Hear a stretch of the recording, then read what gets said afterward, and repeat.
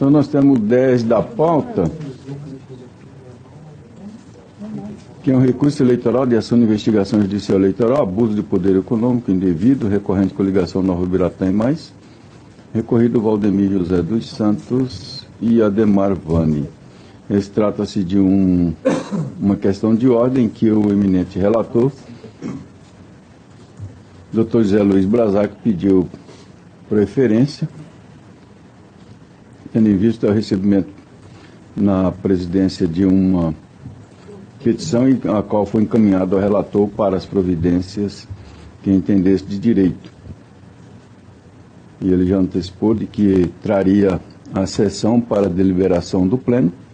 Então, eu concedo a palavra ao eminente relator. Senhor presidente, nobres pares, senhor procurador regional eleitoral, nobres advogados, presentes, servidores, senhoras e senhores. Aportou ao processo na data de ontem, aliás, foi no dia 3 mesmo, na manhã do julgamento, uma petição requerendo a publicação do acórdão, primeiramente, antes de fazer a execução imediata do acordo, como decidimos e foi trazido aqui para discussão do pleno. Então, recebi a petição encaminhada, que inicialmente foi encaminhada ao desembargador, o presidente, o qual encaminhou para a manifestação do relator. E entendi que pelo fato da matéria ter sido apreciada no pleno, não poderia eu me manifestar monocraticamente. Então, recebi ela como uma questão de ordem para submeter novamente a apreciação de Vossas Excelências, no sentido de que pudéssemos avaliar o pedido, que é exatamente a espera da publicação do acórdão para aí então se fazer a execução imediata do acórdão, né? E eu estou recebendo então como questão de ordem, senhor presidente, e fiz uma pesquisa jurisprudencial e não sei se como eu primeiro devo submeter, se aceita a questão de ordem, para daí explanar o que estou a decidir, né?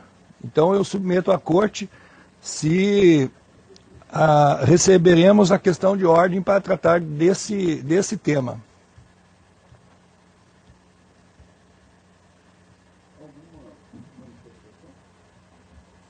Eu penso só, senhor presidente, que essa questão de ordem deve trazer também o seu conteúdo, para que possamos saber a extensão, se pertinente ao caso. Né? Certo. Então eu acredito que sim, seria mais... Sem eu colocar o meu posicionamento, só. Eu acho que Vossa Excelência deve colocar a questão de ordem com o seu posicionamento, para que então possamos avaliar se pertinente, né? Certo. Posso, então... Isso. Tá bom. Perfeito. E tá ótimo. Então eu recebi a petição como uma questão de ordem, trago aqui a apreciação de Vossa Excelência e fiz a pesquisa. Primeiramente, inclusive aqui a casa informou pelo gabinete da presidência que em 26 de agosto de 2010, um ofício 383/2010 do Gabinete da Presidência foi encaminhado ao senhor secretário o seguinte teor: venho à presença de Vossa Excelência solicitar observância às regras constantes nos artigos 30A, 41A e 73 da Lei 9.504, de 30 de setembro de 1997, e artigo 257 do Código Eleitoral, em face da oportunidade do imediato cumprimento aos julgados com fundamento nesses dispositivos legais. A jurisprudência da Corte Superior firmou-se no sentido de que o cumprimento imediato de decisão que importe em afastamento de titular de cargo eletivo deverá aguardar a respectiva publicação, bem como a eventual oposição de embargos de declaração, especialmente com efeitos infringentes, dada a possibilidade de integração do julgado. Atenciosamente, desembargador Rui Ramos Ribeiro, presidente do TRE em exercício.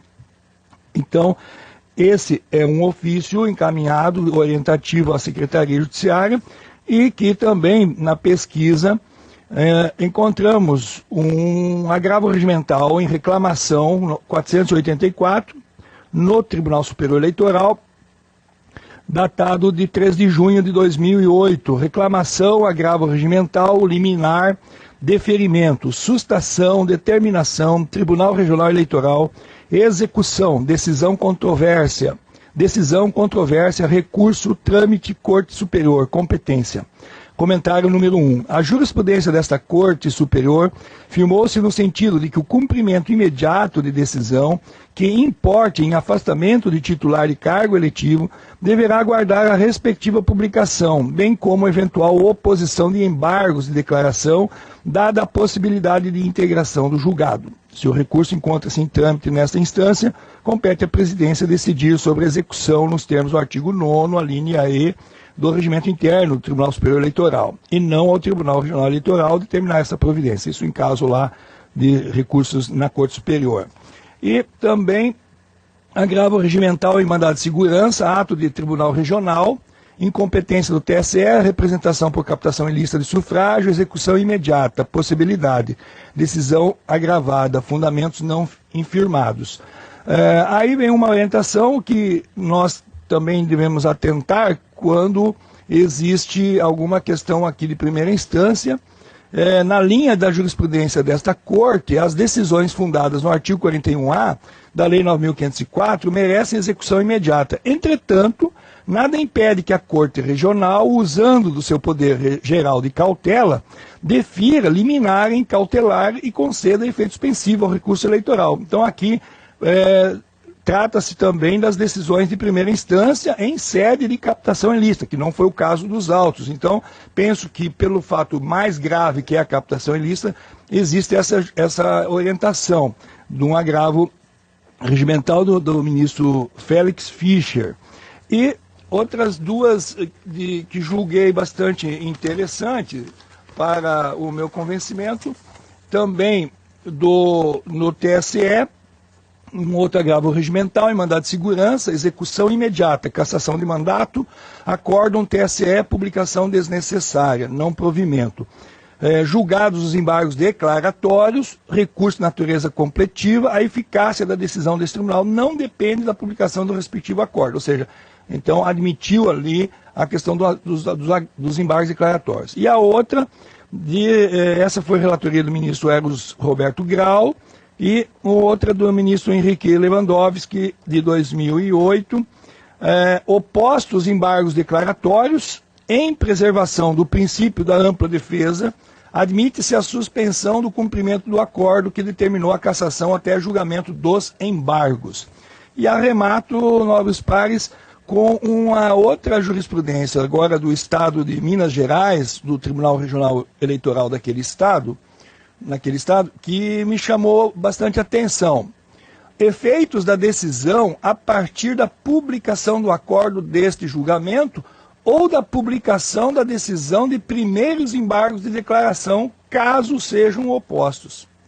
Simpatizei com essa linha, no sentido de que, para evitar que venha embargos em cima de embargos, então, a orientação do Tribunal Regional Eleitoral de Minas Gerais se deu com uma limitação com os primeiros embargos. Né? Publicado esse acordo, daria-se então a execução imediata do acórdão e a linha dos conteúdos dos votos no sentido de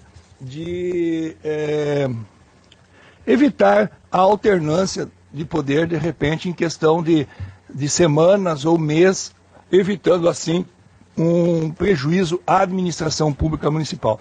Com essas considerações, eu acolho, senhor presidente, a questão de ordem para que se aguarde a publicação do acórdão e também adiro a essa decisão do Tribunal Regional de Minas Gerais, no sentido de, havendo o conhecimento imediato dos embargos declaratórios, que aguarde a publicação do acordo dos primeiros embargos. É como voto.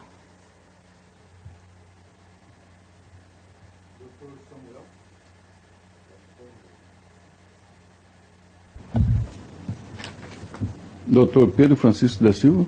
Eu também acompanho o eminente relator, porque a sua posição está em perfeita consonância com o devido processo legal e o direito da parte tomar conhecimento oficialmente da decisão.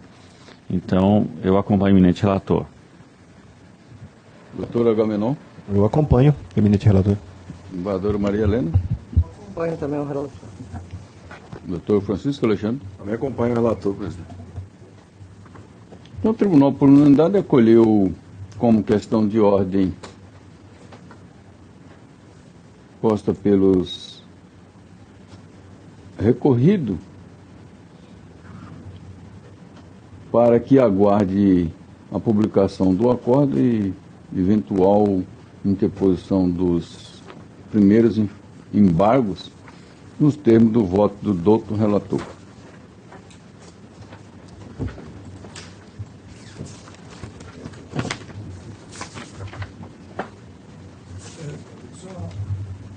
Que eu vou repassar à secretaria as jurisprudências.